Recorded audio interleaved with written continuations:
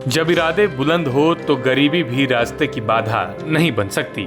मेहनत और हौसले के दम पर इंसान अपनी तकदीर बदल सकता है। धनबाद जिले के सोनारडी निवासी कृष्णा साव ने इस बात को सच साबित कर दिखाया है। साइकिल से मनिहारी का सामान बेचकर परिवार का पालन पोषण करने वाले दिलीप साव के बेटे कृष्णा साव ने देश सेवा का रास्ता चुना है। अग्निपथ योजना के तहत उनका चयन भारतीय सेना में हुआ है।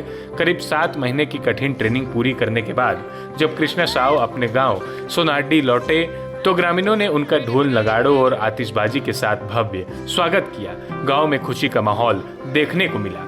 कृष्णा साव ने बताया कि उनके पिता आज भी साइकिल से फेरी लगाकर परिवार चलाते हैं। सीमित संसाधनों के बावजूद उन्होंने ऑनलाइन क्लास के जरिए पढ़ाई की और गांव के छोटे से मैदान में लगातार मेहनत कर सेना में जाने का सपना पूरा किया।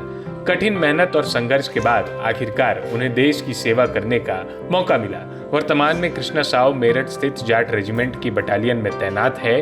उनकी इस उपलब्धि पर बागमारा विधायक शत्रुघ्न महतो भी उनके घर पहुंचे और उन्हें शॉल ओढ़कर सम्मानित किया।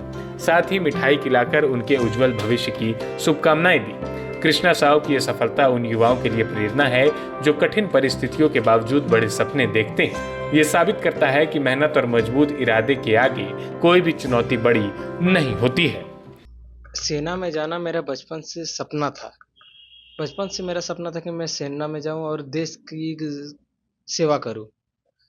लेकिन बचपन से घर की गरीबी ने इसमें थोड़ा बाधा डाला। पर देश की सेवा करने की ललक ने मेरा हौसला बनाए रखा। मेरे पापा फेरी करते हैं और उसमें घर को चलाना कैसा फेरी क्या करते हैं? मनिहारी फेरी करते हैं। अच्छा, जो घर घर जाके सामान बेचना ये करते हैं। तो उसमें घर चलाना बहुत आसान नहीं था। साथ में मेरी पढ़ाई का खर्चा सब उठाना आसान नहीं था। तो कैसे पर आप पढ़ाई आपने कैसे किया इसका? पापा ने ही संभाला है। पापा ने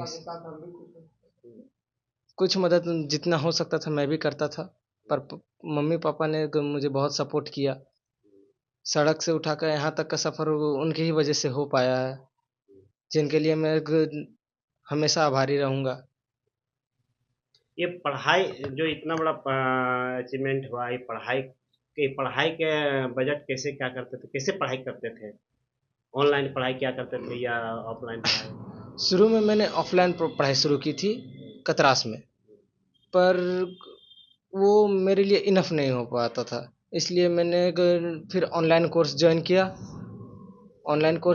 किया और घर में या लाइब्रेरी में पढ़ाई करता था। तो पैसा भी लगता था वो? हाँ, कुछ पैसे लगते थे ऑनलाइन कोर्स लेने के, जो पापा देते थे मुझे। अभी आप कहाँ पोस्टेड है? और अभी मैं मेरठ यूपी में पोस्टेड हूँ, जाट रेजिमेंट सेंटर के बटालियन 24 जाट। इस कितना मेहनत क्या करते थे इस सेना में भर्ती होने के लिए आप? मैं पिछले 5 सालों से रनिंग कर रहा हूँ अपने नीमतला ग्राउंड में। 5 सालों से मैं रोज़ सुबह मेरा रूटीन था, सुबह उठ के रनिंग करना, फिर उसके बाद आके फिर लाइब्रेरी जाना, पढ़ाई करना, ये मेरा रूटीन था। जैसे एक फेस्टिवल के दौरान मैं भी पापा के साथ मनिहारी बेचने जाता था। उसमें पढ़ाई आप रोक देते थे? उस टाइम कुछ दिनों के लिए पढ़ाई रोकना पड़ता था मुझे। उसके साथ में जब रात में आता था, थोड़ा टाइम मिलता था तो पढ़ाई करता था मैं। आर्मी में, सेना में गया है देश की सेवा करने के लिए। आपने काफ़ी संघर्ष करके इनको वहाँ तक पहुँचाया है। कितना खुशी महसूस कर रहे हैं? वो बहुत अच्छा खुशी महसूस कर रहा है। मेरा बेटा आर्मी सेना में चल गया। हमको गर्व महसूस हो रहा है कि हाँ, मेरा बेटा देश की सेवा करने के लिए जा रहा है। तो पिता का आँख में जो ये भावुक खुशी का आंसू है, क्योंकि इन्होंने जो मेहनत किया वो मेहनत आज रंग लाया है और अपने बच्चे को इन्होंने सेना में देश की सेवा में लगाया है। ये अभी भावुक है, कुछ बोल नहीं पा रहे हैं कि मेरा लड़का देश के सेवा में गया है। भारत माता का मेरा लड़का नहीं है, वो भारत माँ का बेटा। देश के ही सेवा करते रहे, रक्षा करे। अब खुशी भी फील हो रहा है कि गर्व से हम लोग सीना तान के जैसे हम चलें कि मेरा बेटा एक आर्मी देश का सेवा है, देश का सेवा करने में देश का सेवा करने में अच्छा है, इसमें गौरव गर्व पैदा हो रहा है, खुशी का आंसू है ये।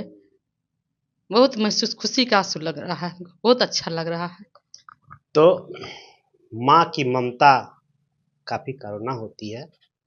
इन्होंने अपने बच्चे को काफ़ी मेहनत से काफ़ी कष्ट से इस मुकाम पर पहुंचाया है। ये खुशी का आंसू है और इनका कहना है कि देश का सेवा करे वही सबसे बड़ा सेवा है। प्रभातखबर.com, विश्वास वही, रफ्तार नहीं।